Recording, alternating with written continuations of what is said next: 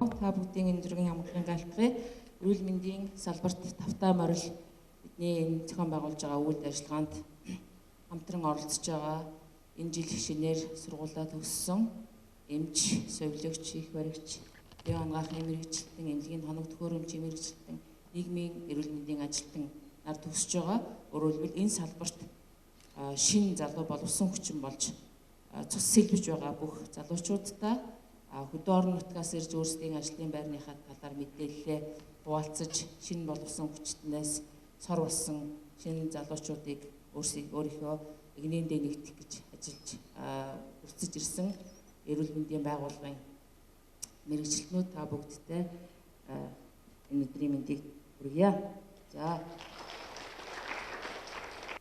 За энэ жил бол манайх та бүхэнд одоо өөр дэлхийн нийтэд ямар байдгийг, одоо ямар байгаа хэмжлэнгээр их олон төрлийн сонирхолтой илтгэлүүдийг тавилаа.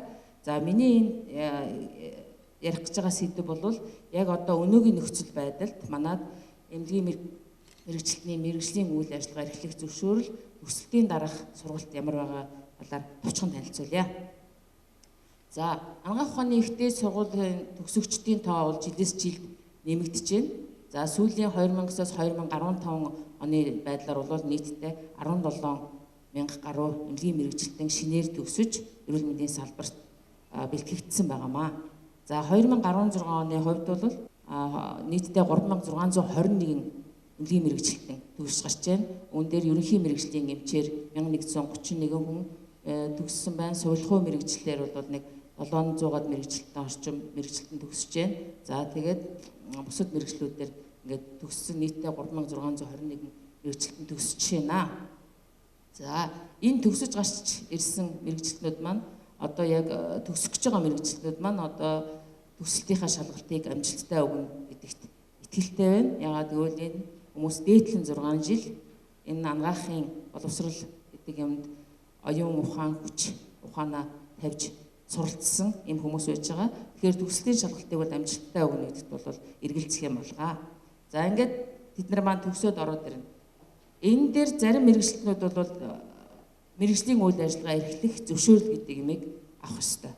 За энийг яагаад заавалчгүй авах ёстой юм бэ гэхээр нийтдээ төрийн болон хувийн ихтэй сургууль төгссөн эмч мэргэжилтнүүд бол өөрөөр бүтээгдэхүүн болж гарч ирж байгаа гэсэн.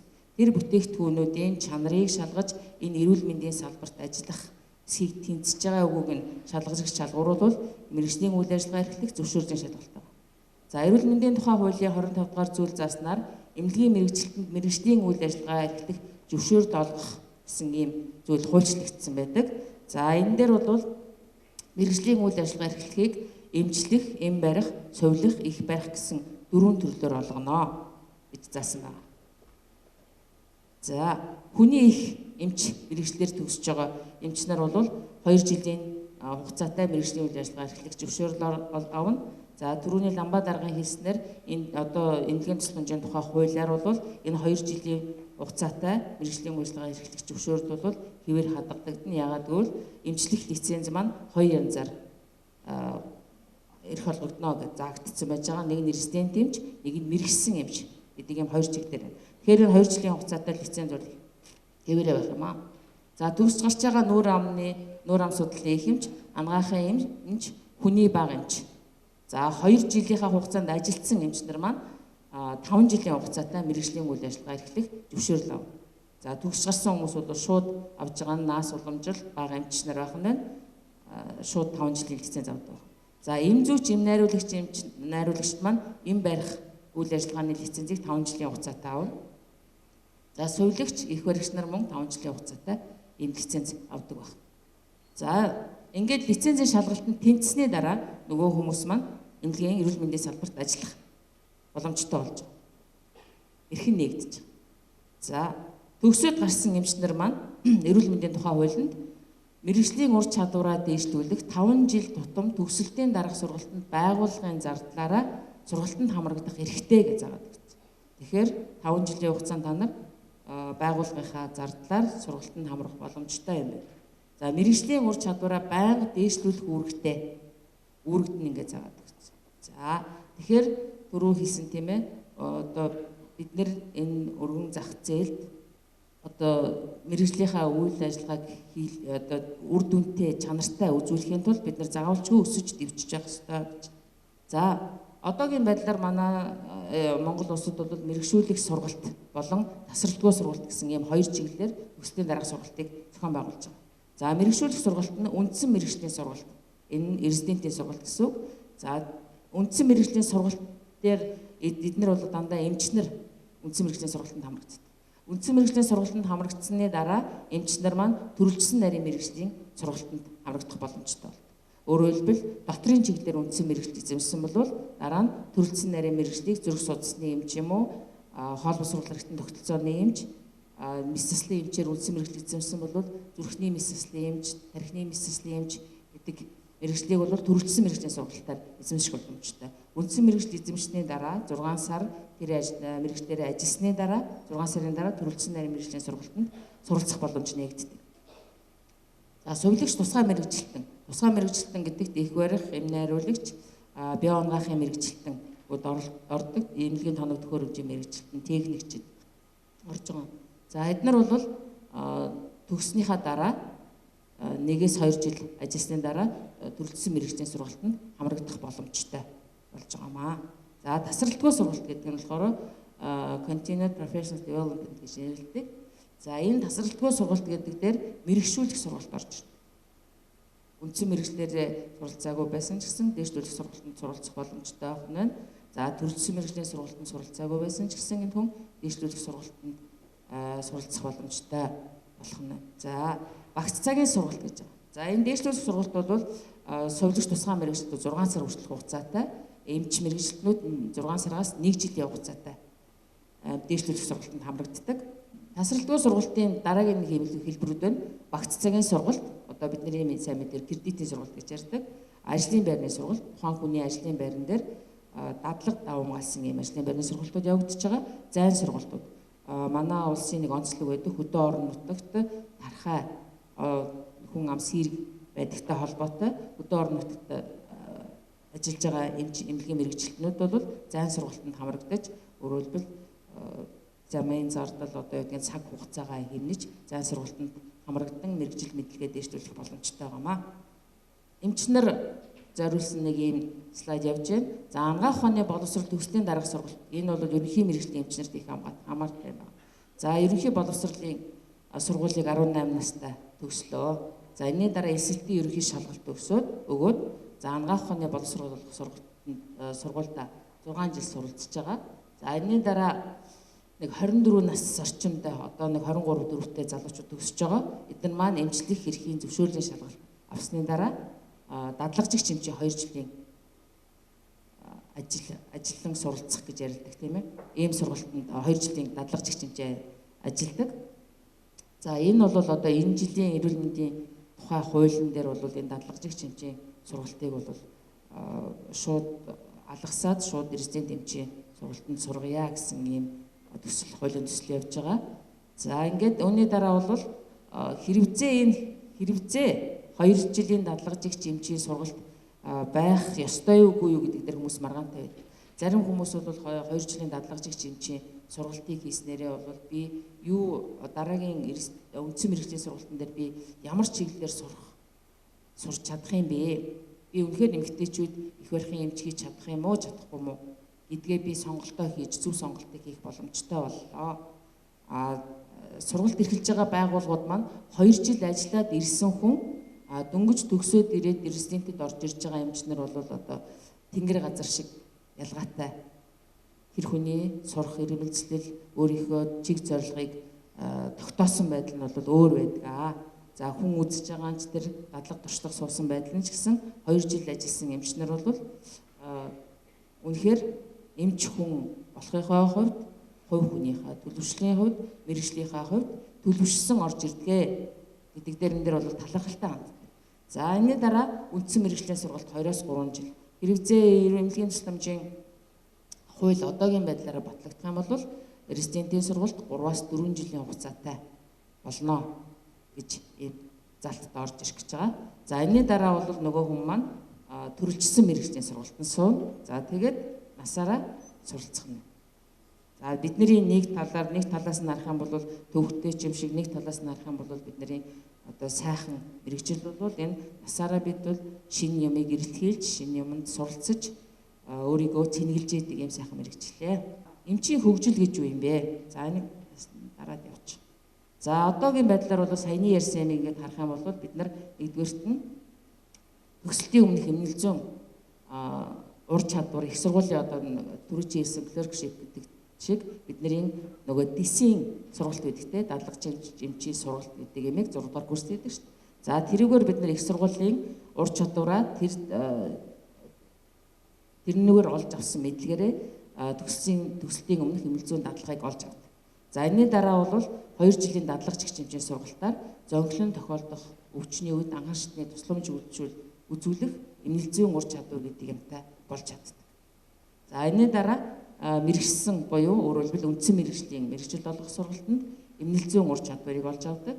За тэрний дараа төрөлцсөн нарийн мэрэгжлийн эмчийн ур чадварыг олж авдаг.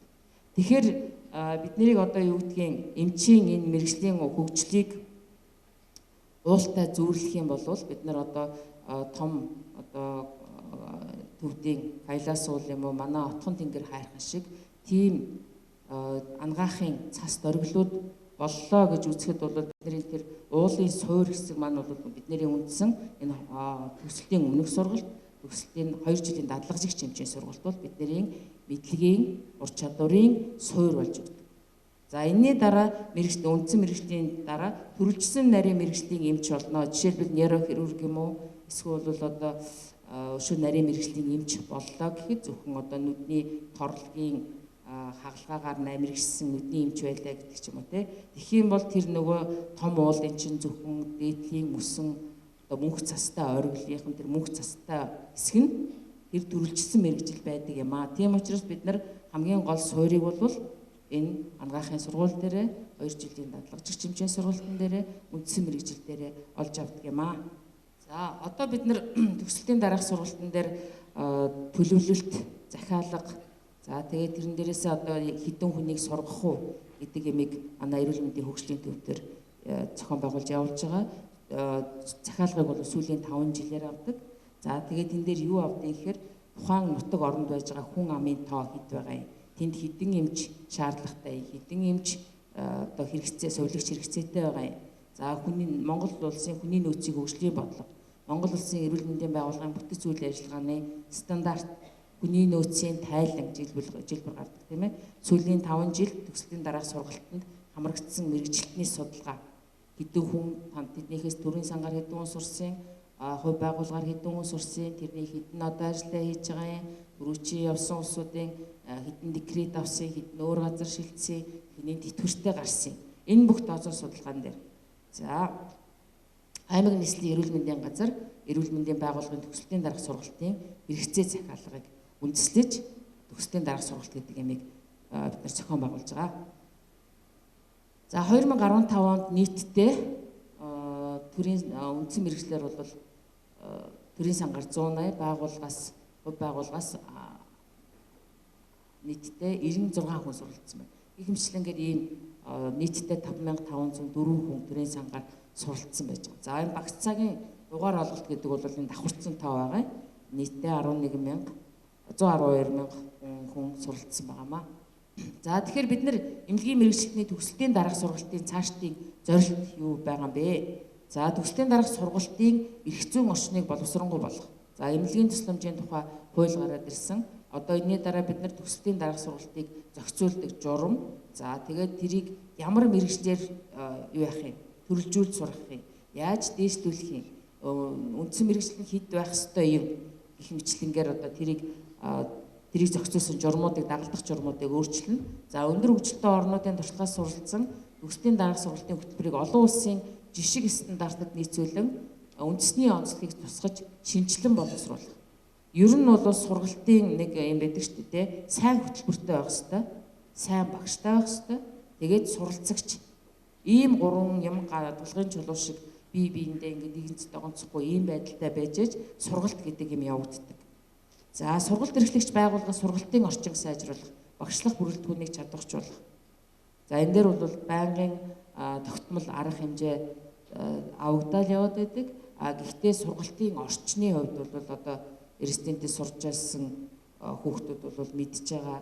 За тэгээд багшлах бүрэлдэхүүний хувьд ямар байгаа юм? Бас юу гэдгийг яг олон улсын стандартад нийцсэн одоо саяны Солонгой эмчийн суралцсан орчин шиг тийм болохын тулд бид нар яах ёстой юм бэ гэдэг ийм асуудлыг тавьж байгаа. За суралцагчдыг эрүүл мэндийн байгууллагуудын төсөв орон нутгийн бодит хэрэгцээ шаардлагад тулгуурлан нарийн төлөвлөгөөтэй суралцуулах хуваарлах гэж. За энэ бол их чухал асуудал байгаа юм. За эмнэлгийн мэрэгчлэлтний мэдээний нэгдсэн сан үүсгэх, хүний нөөцийн бодлогын үр ашигтай төлөвлөх.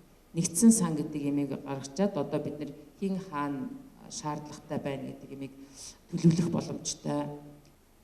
За эмнэлгийн мэрэгчлэлтний бодлогод баримталбал зохиогч чиг хандлага гэж байгаа. Ийм л байвал одоо бид нар эмнэлгийн мэрэгчлэлтнүүдийг хөгжүүлэх боломжтой юм а гэж харж байгаа. За эмнэлэг зүйн ур чадвар өвчтөнд үзүүлэх тусламж энийг бол сайжруулах шаардлага.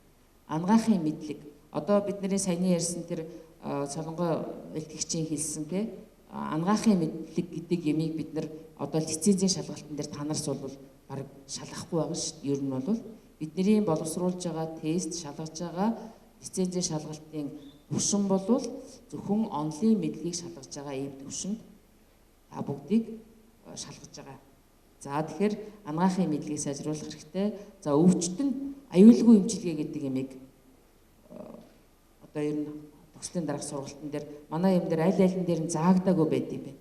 Жишээлбэл одоо Эрдэнэтед сурж байгаа хүмүүстээр бид нар өвчтөнд аюулгүй эмчилгээ хийх гэдэг нь юу юм? Хийж чадаагүй бол яах юм гэдэг тийм хууль эрх зүйн зохицуулга ерөөсөй байхгүй. За мэрэгжил хоорондын хамтын ажиллагаа. За энэ сая бол их олон хүний лекцэн дээр дурддагцсан тийм ээ. Эрүүл мэндийн тусламж үйлчилгээ гэдэг бол багийн ажиллагаа гэдэг. За харилцаа холбоо байна. За тогтолцоон суурилсан эрүүл мэндийн тусламж үйлчилгээ. За мэрэгжлийн ёс зүй, үзэл баримтлал, бахархал. За энэ бол манайханд нэлээд дутагдaltaй гэдэг юм уу? Ийм юм. Мэрэгжлийн ёс зүй, за тэр ёс зүйдтэй баримтлах, үзэл баримтлал, бахархал. За мэдээж одоо төгсөж гарч байгаа улсууд маань бол эмч гэдэг мэрэгжлийг эмнэлгийн сувилагч болно гэдэг мэрэгжлийг их эрт сонголтоо хийсэн. Энэ дээр бол бахархал гэдэг юм төрсний үндсэн дээр энэ мэрэгжлийг сонгоцсон байж байгаа. Цаашдаа энэ ажлыг авч явахын тулд яаж явах одоо бахархлаа төрүүлж явах вэ гэдэг бол тухайн хүний өөрөөс нь шалтгааллах юм ажил. За ингээд мэрэгчлэлтний тасралтгүй хөгжил гэдэг юм бол манай эрүүл мэндийн салбарын бүх эмч эмнэлгийн мэрэгчлэлтнүүдийн өөрснийх нь авч явах ёстой үзэл баримтлал бодол хүсэл тэмүүлэл байх ёстой. За ингээд анхаарал тавьсан баярлалаа.